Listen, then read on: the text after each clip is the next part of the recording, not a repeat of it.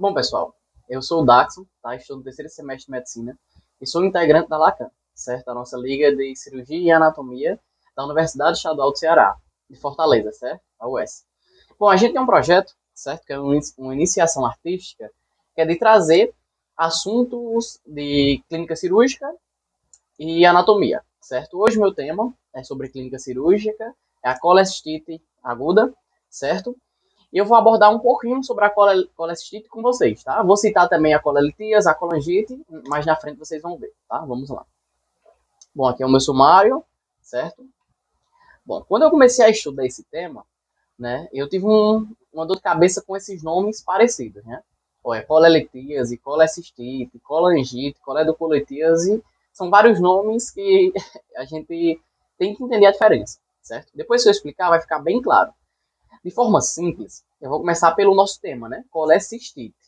O it no final da palavra significa que é uma inflamação. Nesse caso, é a inflamação da vesícula. Só que aqui é importante eu ressaltar que a colelitíase vai gerar colecistite, certo? E Daxon, o que é colelitíase? Colelitíase é quando tem um cálculo dentro da vesícula biliar, certo? E esse cálculo, de alguma forma, vai gerar inflamação. Na fisiopatologia eu vou explicar, certo?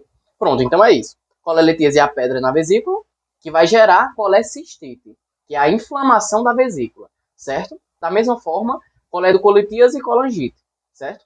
Colangite é a inflamação e coledocolitíase é quando tem uma pedra impactando o ducto colédoco, certo? Ou até na papilha de Vater, que fica um pouquinho abaixo do ducto colédoco, certo? Pronto. A coledocolitíase vai gerar colangite. E a colangite é a inflamação do ducto colédoco, tá? De forma bem simples. Aqui eu preciso retratar também a diferença entre a colestite aguda e a colestite crônica, tá? A colestite crônica, pelo próprio nome, você consegue entender que é algo que vai acontecendo, né? Tem uma frequência desse acontecimento, certo? Então, na colestite crônica, é uma dor recorrente, certo? Mas já é uma dor muito forte. É a famosa cólica biliar. Já na nossa colestite aguda, que é o nosso tema, é uma dor muito forte. Tão forte que leva o paciente a procurar ajuda. Leva o paciente a procurar um hospital. É uma dor exagerada, certo? Bom, eu trouxe um pouquinho da anatomia, certo? Para facilitar o nosso entendimento. Essa primeira imagem são dos 4 quadrantes principais, tá? Bom, a anatomia, a gente estuda da visão do paciente. Então, o paciente está na posição anatômica, certo? O paciente está em decúbito dorsal e o lado direito que a gente usa é o lado direito do paciente, não o nosso como médico, certo? Então, o quadrante direito é o quadrante direito do paciente. Aí vão ser os 4 quadrantes, certo? Quadrante superior direito, quadrante superior esquerdo, quadrante inferior direito e quadrante inferior esquerdo, certo? Tem na imagem. Nessa outra imagem, eu queria tratar outra forma de fazer a divisão do abdômen, certo? Aqui, a gente divide o abdômen em dois. Vocês estão vendo que tem a sigla, né? O quadrante superior, inferior, mas eu não achei uma imagem específica do que eu queria mostrar, mas eu vou tentar explicar para que vocês entendam, certo? Pronto. Essa outra forma de divisão do abdômen, que é muito esquecida, é em andares. Um andar superior e um andar inferior. E o que vai dividir é a nossa cicatriz umbilical. Acima da cicatriz superior, abaixo é inferior, certo? Então, essa linha tracejada na vertical, a gente considera. Que eu quero trazer essa linha tracejada na horizontal, certo? Vai dividir em andar superior e andar inferior. Bom, essa terceira imagem ela é muito famosa também. E até na colecistite, certo? Que são dos 9 quadrantes do abdômen. É outra divisão, certo? O número 1 e o 3 são os hipocôndrios. Um sendo hipocôndrio direito e o 3 hipocôndrio esquerdo, que é referente ao paciente, como eu já comentei, certo? O 4 e o 6 são os flancos, certo? O 4 o flanco direito, o 6 o flanco esquerdo. O 7 e o 9, as fossas ilíacas. O 7 fossa ilíaca direita e 9 fossa ilíaca esquerda, certo? O 2 é o epigástrico, o 5 é o mesogástrico, 8 hipogástrico, certo? Bom, aqui eu quis trazer uma anatomia mais especializada na vesícula, certo? Bom, nessa primeira imagem que tem o fígado e a vesícula embaixo, certo? A vesícula é essa região verde, certo?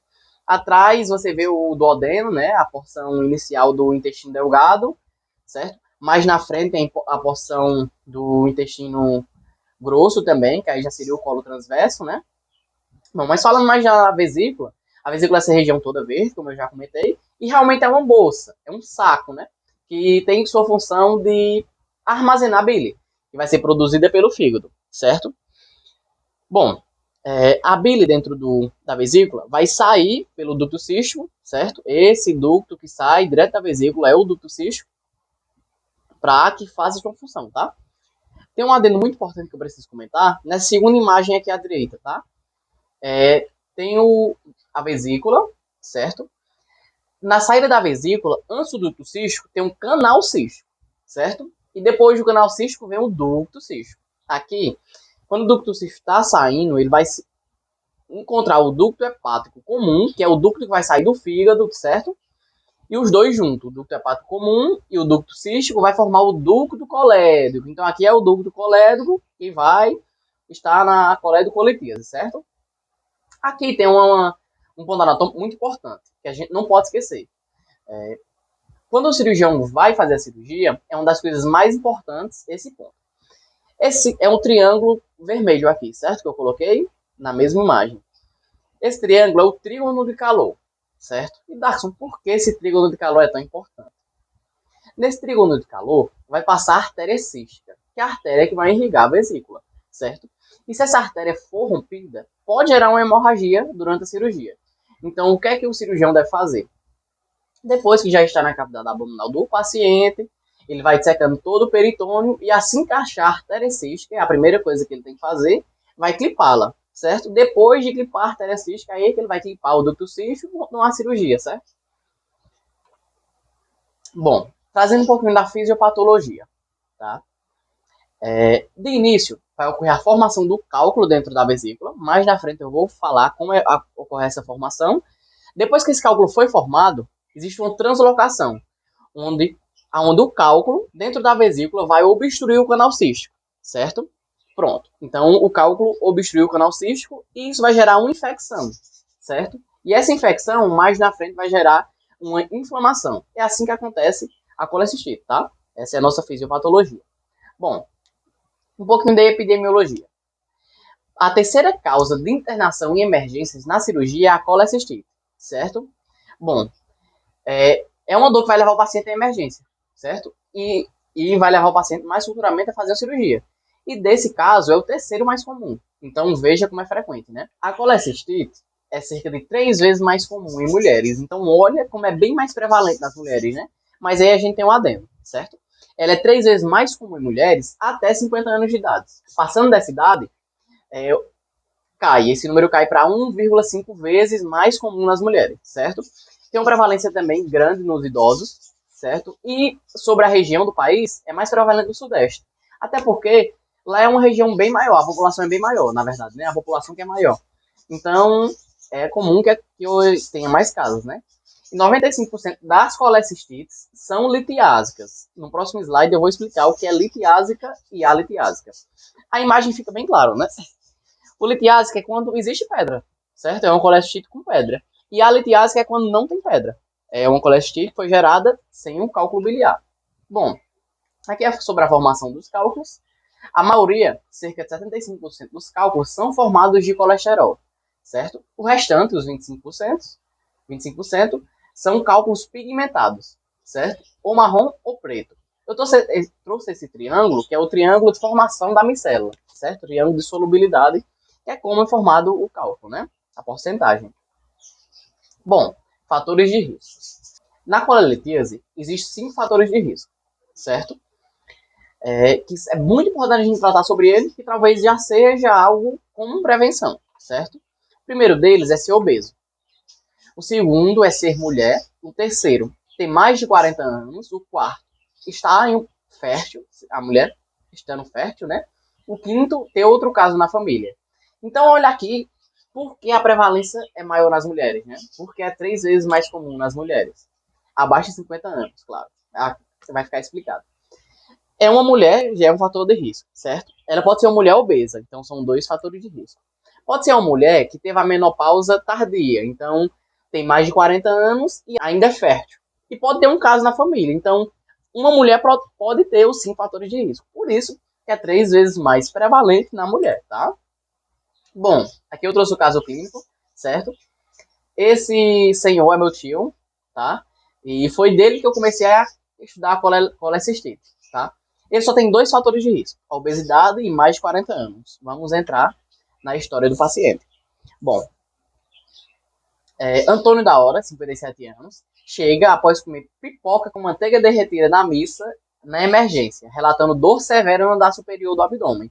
Lembra que eu comentei quando eu estava explicando sobre a anatomia? Bom, na colecistite, no início de toda doença abdominal, apendicite, diverticulite, entre outras, né? A dor sempre é difusa, né? Então não é bem localizada, porque ainda não chegou no peritônio parietal, né? Na colecistite não seria diferente, né? Mas depois que já tem um tempo, é comum que a dor se localize no hipocôndrio direito, certo? Algo que não aconteceu nesse paciente. O meu tio sentia dor desde o início até a sua operação no andar superior todo do abdômen. Então é uma exceção, né? Por isso que é importante a gente ir ao médico, certo? Porque todos os diagnósticos não são iguais. Então, por exemplo, você está assistindo esse vídeo para se informar, né? Muito provavelmente. Mas só esse vídeo não é suficiente para você ter um diagnóstico. É importante você ir ao médico, certo? Bom, voltando, né? Ele também sentia uma sensação de queimação, febre e náuseas. Anteriormente, o paciente já fora diagnosticado com colelitíase. Bom, como é meu tio, eu sei bem a situação, né? Ele fez uma ultrassonografia do abdômen total e a médica encontrou pedras dentro da vesícula. Ele iniciou um tratamento medicamentoso que infelizmente não teve sucesso, tá? No exame físico, ele apresentou percussão dolorosa no hipocôndrio direito e sinal de Murphy positivo, certo? Os resultados laboratoriais indicaram leucocitose e PCR alta. Tá. Daxon, e o diagnóstico, como é que funciona? Bom, o diagnóstico ele é clínico, certo? E ele é dividido em 3 partes. Primeiro eu faço a anamnese do exame físico do paciente, uso dos exames laboratoriais e do exame de imagem, certo? Bom, nesse primeiro tópico, a anamnese do paciente, do Antônio, foi bem comum, né? Ele já tinha outras crises de dores, teve náusea, febre, a percussão dolorosa no hipocôndrio direito e o sinal de Murphy, certo? O sinal de Murphy é de extrema importância. A gente não pode falar de colecistite sem falar do sinal de Murphy, certo? Por isso que eu vou aprofundar um pouquinho. Bom, Daxon, o que é o sinal de Murphy? O sinal de Murphy é no exame físico e ele é bem simples de ser feito, tá? Aí na imagem a gente vê a mão do médico e onde está o dedo do médico encostando no abdômen do paciente é o ponto cístico. E o sinal de Murphy vai precisar desse ponto cístico. Tá, como é que funciona? Eu, como médico, vou pedir para o paciente fazer uma inspiração, certo? Enquanto ele estiver fazendo essa inspiração, eu vou apertar o ponto cístico de forma brusca, certo? E o paciente vai sentir uma dor muito forte. Tão forte que ele vai parar a inspiração, certo? Então, de forma imediata, o paciente estava inspirando, quando eu comprimo o ponto cístico, ele vai parar a sua inspiração, certo? Esse é o sinal de Murphy positivo. Na colecistite tem outro sinal também, que é o sinal de Kerr, que eu até trouxe aí, só para citar, né? Mas ele não é tão comum. Mas como funciona o sinal de Kerr? Normalmente a dor é no hipocôndrio direito, já bem localizado, né? E vai irradiar para o ombro, certo? Esse é o sinal de Kerr. Bom, o laboratório. Os exames laboratoriais não são tão importantes no diagnóstico, né? É claro que é importante, porque o leucócito alto e a PCR alta significa que tem uma infecção e ou uma inflamação no corpo. Só que eu não sei o local da inflamação, não sei o que causou a inflamação, então o exame laboratorial não é tão preciso no diagnóstico. Aí entra o exame de imagem, que é extremamente preciso. E qual o melhor exame de imagem? Bom, o melhor exame de imagem é a ultrassonografia. Por vários motivos, a ultrassonografia é muito comum nos hospitais, certo? É um exame barato, comum, fácil de ser feito. O único ponto que talvez nem seja um ponto negativo é que ele é operador dependente, certo? Mas a ultrassonografia é muito boa. Bom, a sensibilidade e a especificidade são bem altas, tá? A sensibilidade 85% e a especificidade 85%. Daxon, o que é isso? Aqui é um pouquinho de epidemiologia, certo? Sensibilidade é quando o paciente está doente, eu fiz o exame dele e o exame deu positivo. Essa é a sensibilidade do exame. Então é muito alta, né? E a especificidade é quando eu fiz o exame, o paciente não tinha a doença e deu negativo. Então olha como é importante a ultrassonografia. Mas não só por isso. Na ultrassonografia, o médico consegue ver vários índices que o paciente está com colecistite. Daxon, quais são eles? Bom, o cálculo biliar a gente consegue ver facilmente na ultrassonografia. O líquido pericolecístico, o espessamento da parede da vesícula e também consegue fazer o sinal de Murphy ultrassonográfico, assim como o sinal de Murphy no exame físico, só que com exame com aparelho de ultrassonografia, certo? Bom, aqui eu trouxe duas imagens de ultrassonografia. Nessa primeira eu queria mostrar o espessamento da vesícula, da parede da vesícula, que é o redor da vesícula, e nessa seta branca é o líquido pericolecístico, certo? Bom, nessa outra imagem fica muito claro os cálculos biliares. A gente vê a parede da vesícula e os cálculos biliares dentro da vesícula, certo? Bom, Daxon, a ultrassonografia é o padrão ouro? Não. A ultrassonografia não é o padrão ouro. Na colecistite, a ultrassonografia é a mais usada, mas o nosso padrão ouro é a cintilografia com EIDA, certo?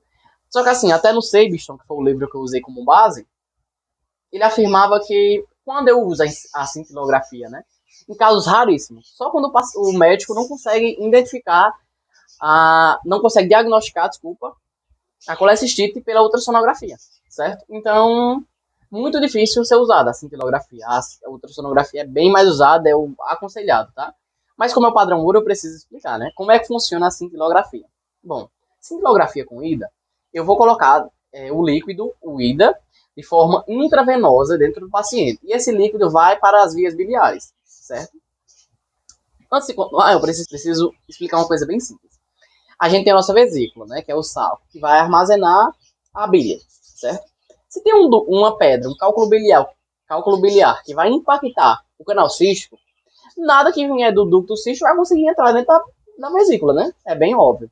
Então, o líquido que está dentro das vias biliares, dos ductos biliares, não vai conseguir entrar dentro da vesícula, certo? E esse líquido, ele vai fazer com que apareça a vesícula, certo? Ó, nessa primeira imagem, a gente vê que eu vejo a vesícula de forma bem visível. E os ductos biliares, certo? Já na segunda, não aparece a vesícula, só os ductos biliares. O que quer dizer que na segunda imagem o paciente é positivo, certo? Na segunda imagem é que o paciente tem colecistite. Então, quando não aparece a vesícula, é que o paciente tem colecistite, certo? Porque vai ter a pedra obstruindo, então não vai conseguir entrar o líquido. Então, não vai aparecer no exame, certo? Bom, e os outros exames de imagem? Bom, ATC e o raio-x também não é muito comum, tá?